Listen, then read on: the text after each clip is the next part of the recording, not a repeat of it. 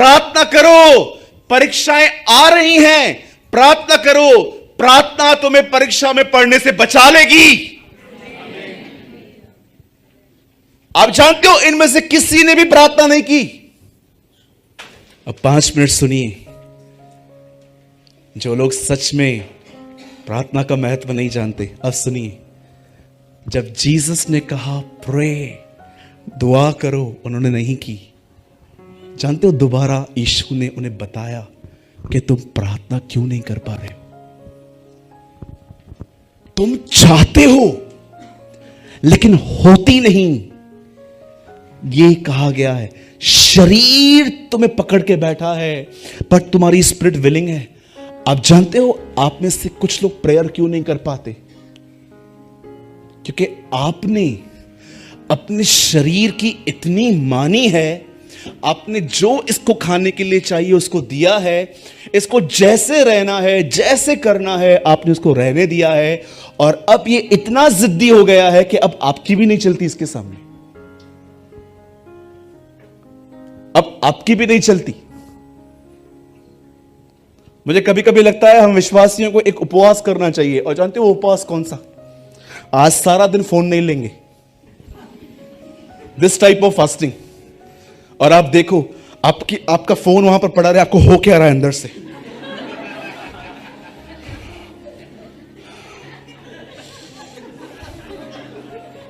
ये कभी कभी लोग डॉग को छड़ी मारते हैं, जो कि गलत है। आपने देखा डॉग कैसे भागता है? आपने देखा कभी इंटरनेट बंद हो जाए लोग कुत्तों की तरह भागते हैं। 1 मिनट में 10 बार कॉल, किधर है भाई तू? बंद हो गया है, जल्दी चालू कर, लाखों का नुकसान हो रहा है मेरा। 2 मिनट इंटरनेट चालू होगी, क्या हुआ अंकल, किधर हो? देखो समझ में नहीं आता कौन सा इनका मॉल चल रहा है, कौन से इनके शक्कर के जहाज चल रहे हैं, कौन से इन्होंने रेलवे खरीदी है सर मोदी से। ये रह क्यों नहीं पाते? जानते हो क्यों? आदत हो गई है। इजराइलियों को ना काम करने की आदत थी, इसलिए जब वो बैठे रहते थे ना, खाना नहीं मिल रहा है, कुड़कुड़ना चालू करते थे। अरे उधर बैठते थे, खाना तो मिलता था, अदरक मिलती, लहसुन मिलता था, इधर क्यों लाया तू हमें? उन्हें काम करने की आदत हो गई थी। आप जानते हो जब यीशु ने उनको कहा कि प्रार्थना करो कि तुम परीक्षा में न पढ़ो, आप जानते हो उन्होंने प्रार्थना नहीं की और सारे परीक्षा में चले गए। अब मैं फाइनल पे आता हूं, सुनिए यीशु ने प्रार्थना क्या की। यीशु ने कहा पिता मैं प्रार्थना करता हूं, ये जो प्याला तूने मेरे सामने रखा है ना, इसे हटा ले, पर मैं फिर भी ये कहता हूं मेरी नहीं, जो तेरी इच्छा है ना वो पूरी कर। वंस ही प्रे, सेकंड ही प्रे, पिता मैं प्रार्थना करता हूं जो प्याला तूने मेरे सामने रखा है इसे हटा, पर मेरी नहीं तेरी मर्जी पूरी हो।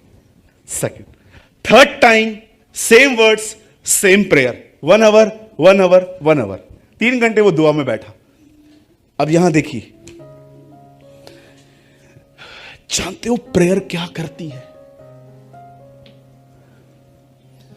जब उसने तीसरी बार ये प्रार्थना की, लूका में लिखा है एक स्वर्गदूत आया, एंड यू नो जीसस के पास ऑलरेडी होली स्पिरिट था, लेकिन जानते हो वहां पर क्या लिखा है?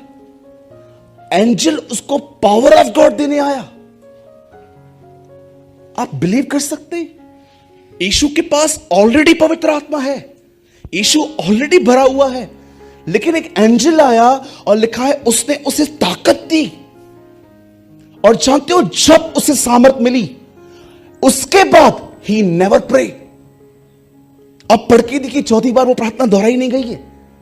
उसके बाद वो खड़ा हो गया और हर एक को कहता है देखो मेरे पकड़वाने वाले आ गए, और सरेंडर हो जाता है। आप में से कितने लोगों ने यह बात देखी? प्रार्थना ने सिचुएशन को नहीं बदला, प्रार्थना ने व्यक्ति को बदल दिया। Have you noticed?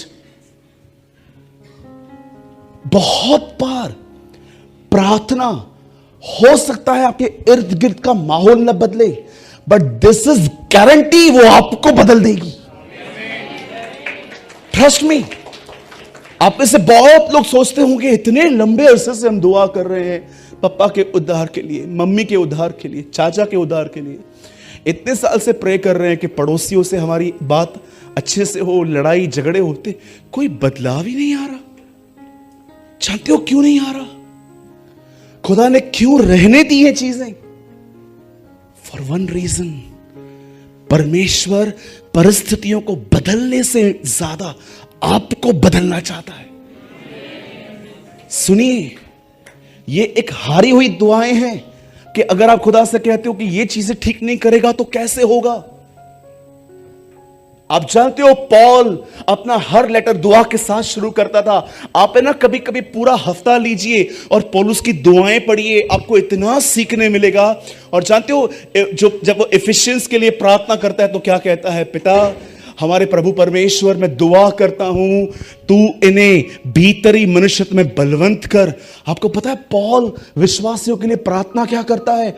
इन्हें भीतरी मनुष्यत्व में बलवंत कर। वो ये नहीं कहता है कि प्रभु तू इनके इर्द गिर्द का माहौल बदल, वो कहता है तू